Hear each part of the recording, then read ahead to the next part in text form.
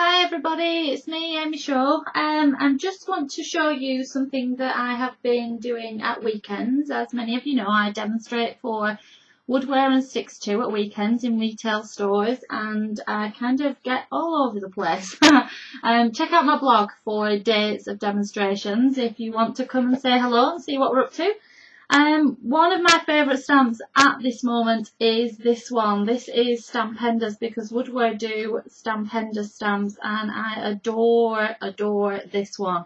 This is the Daisy Stem Trio, code number SSC1105 if you want to look it up.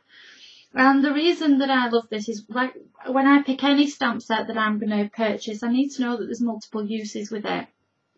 So with this stamp set, you can do it vintage style, keep it with brown colours and do it vintage style for men. We can keep it fresh and bright for spring and summer for ladies. And we can do lots of different techniques with this as well. And that's another reason I love this stamp set. So what I want to show you, first of all, I'm just going to move these stamp sets aside. I want to show you how to do this. Now, in this stamp set, you can see that there is, of course, the flower that you've got. Let me just put this at the right side. You've got the flower, which is the main section. But more often than not, people tend to forget about all these little bits and pieces that are added. Now, this one in particular at the bottom, I just loved it. And if you can see this, can you see the background? Got like a distressy, vintagey style, different background, watercolouring, washy style background going on, because I didn't want just sparse white in the background on this. So this is how I have done this, and it's very, very simple, and I want to show you how. Now, all you do is you just take your stamp and your craft sheet. Now, of course, your craft sheet is an absolute must for this, and it is something, as you all know, that I do not work without. I adore my craft sheet. I can't live without it. And this is one technique that I can do with this. I'm just going to put some water in my little bottle. I forgot to do that before I started. And what I do with this is I'm going to take Vintage Photo, which is a brown Distress ink pad that I like to use. And I'm just going to do one or two little splodges onto my craft sheet, and then all I'm going to do is just spritz some water in. Now, when I spritz water in, I just want it like that. I don't want it too big droplets. I just want it, you know, fair to middling. And then all I am going to do is just take this background stamp, because they are self-cling, so it's just on your stamp pad, and I'm going to press it direct into the ink and just lightly tap. And then all I'm going to do is just go to my white cardstock and just press down. And what you get is this distressy look, nice watercoloured look. Now, of course, because these are clear stamps, you can see right through them, which means you can line them up pretty perfectly. So I want to create a background that is just going to go all over the back of my card.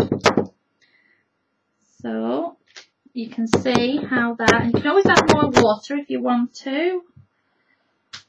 And then you can see that is how I have got my background. Now, I would just blast that off with a heat gun, or leave it to dry naturally, whichever you want to. And then what I've done on this particular card is I've stamped directly over it and done colouring. So all I then want to do, just give it a blast with my heat gun. I will not be a second.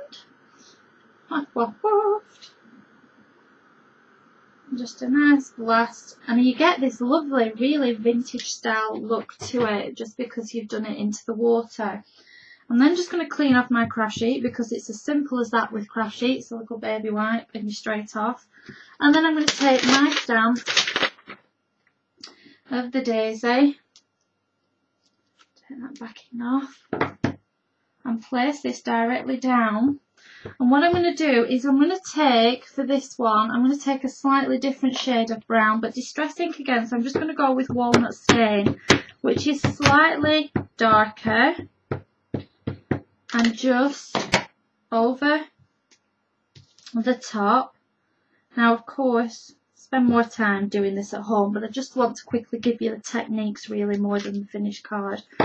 And you can see how this now shows up lovely, cut it down. But what I want to do is I'm going to take my water brush, just got water in it, nothing else at all, and I'm just going to go over just with water. Now what this does is this bleeds a bit of the background and also some of the walnut stain, not much, but just some of the walnut stain into it, so it gives a fuller background. It's not that you can see any of the white through anymore, and what this does is it makes the flowers stand out better.